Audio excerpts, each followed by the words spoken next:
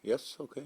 Good. Not too much time, is there, to prepare from one game to another in a different competition, but I'm sure it's a great situation to be in, isn't it? And it's going to be a very different game from Saturday. How much better do you need to be, or do you need to be that much better against Benfica on Tuesday?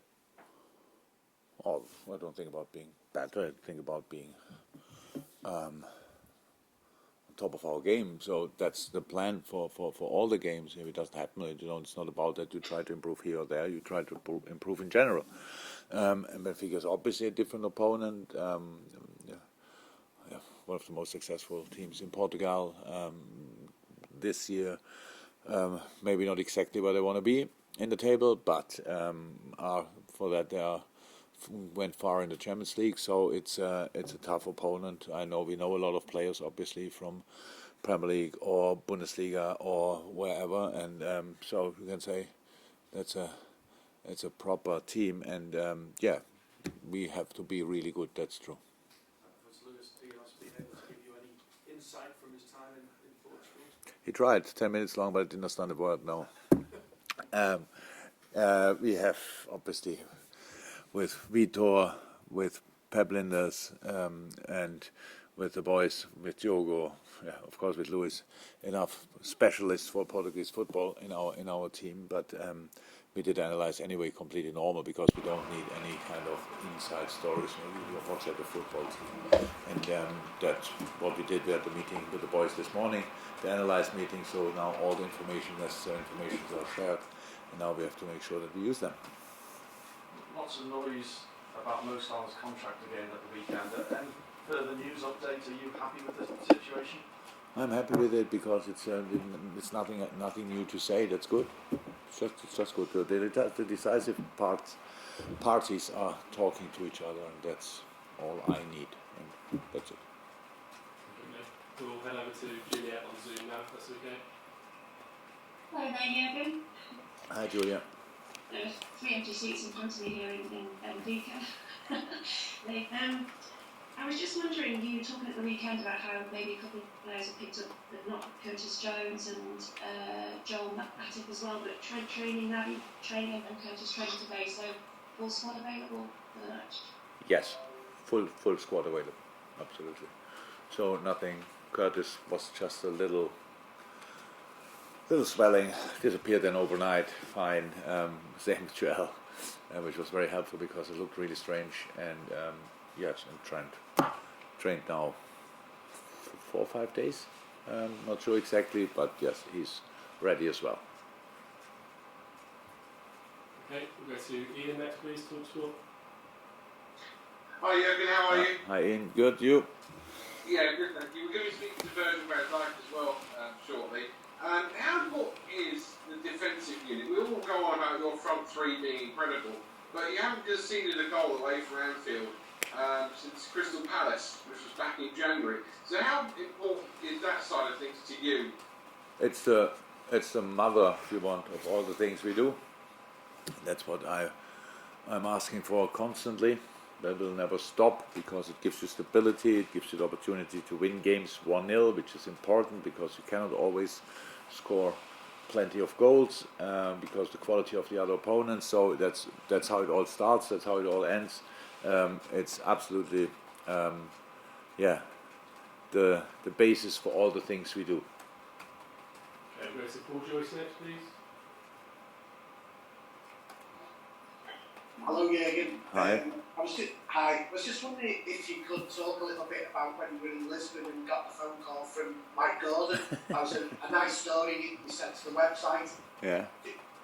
Was it a phone call that changed your life, or It was not. talk a little bit about It did change my life, but it was not Mike Gordon on the phone. To Mike, I spoke later. No, it was my agent on the phone, and he told me about the interest. So when I told the story to our website, it was like the situation was like this, that we are completely in a holiday mood, but there were some rumors around which we didn't really follow. But with 2 sons, they pick up pretty much everything. So I knew from them a little bit that a couple of things could happen, these kind of things. And then when we were sitting there, the phone rang, and I didn't pick a lot of phone calls that time. So my family was around, so why should I talk to anybody else? And but it was my agent, who is my friend as well. So I picked the phone, and then when I said, when he said, yeah, Liverpool's calling, then the boys were looking at me, like staring at me, and I just said, and yeah, in that moment for them the decision was made, and Ulla had to put the thumb up, and then it was clear we will do that, because it just felt right from the first second. So it was a life changer, definitely. And you know, goes without saying, you sit here now with everything you've achieved, you can't really have expected to work out too much better. It's been everything you thought it would be. Yeah, I would love to say we were champions 2019 as well. So, but we weren't. I would have loved to say we won the Champions League final. It was the 19 as well. I forgot it. No, that was 18. So that all would have been great. I don't know exactly. Yeah, no, it's I don't judge my time here about the trophies too much. I know everybody else is doing that, but it's not for me. It's not that much for me. It's the way we play and the way we developed, and the way the club is, the position the club is in the moment is much more important. So it's a healthy club in a good situation. It's all what you want, and these circumstances give you the opportunity to focus on football, and that's what we try. But it's really difficult. I know the stories around us are very positive in the moment, rightly so. The boys deserve that, but we all know one failure, one little wrong step or whatever, and at least one competition could be gone. So we have to make sure, and there's no problem for us, by the way, because we don't feel that well about the situation, we don't feel that great, we just feel ready for the next challenge, and that's all I need. But there's no big celebration about the development of the club in the last few years. It's just really serious work, and I'm very, very happy about that. Okay, go to Chris in the room, please. Chris in the room, that's a nice name. Wondering how you're kind of helping the players, I suppose, mentally as well, dealing with because it's every game, every big game, every few days. How are you helping to kind of keep the players, I suppose, calm in these moments? Calm, I'm not sure I want them to keep calm. Be calm. I know what you mean, so like focus, these kind of things, but you need excitement, everybody needs to be looking forward to it. That's easy with the fixtures we have, with the competitions we are in, with the period we are in. That might be somehow more difficult late November, early December, when you're not even halfway through, and the games, the rhythm is the same pretty much, so it's really tricky. But to the end, I don't have to worry too much about that. Apart from that, we are used to it. We are used to it, and it's nice. We enjoy it actually. The training sessions are very short. Training are very punctual. We do this, we do this, we do this, and then go on from here. The meeting this morning was longer we had than the session actually, and so we are used to it. And the boys enjoy that. We speak the things through. We go through the ranks what we have to do on the pitch, and it's nice. Then go in the next game. As long as you win, it's anyway nice. But even in other moments, it's then still very, very exciting and interesting. So no, we have no problem with that. It's all good. It's the situation we dreamed of if we would have dreamed before the season. So now we are here. Now let's try to get the most of it.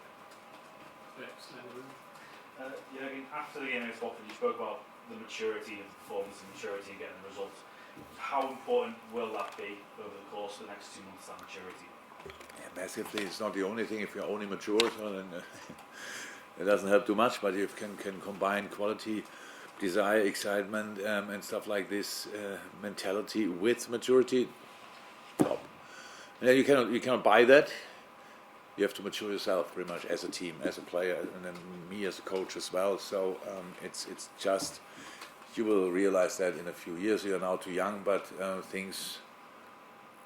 you judge things calmer in the future, that's what experience makes. And you don't have to get old for that. You just have to need a lot of experiences, different experiences to get in a row. And that's why when I see that, I'm always really happy. We had other games when we were 1-0 up or whatever, and we were running still like madness in one direction, as if we were not 1-0 up, like 85th minute, and let me say both fullbacks in the box of the opposition. They think, okay, what are they doing there?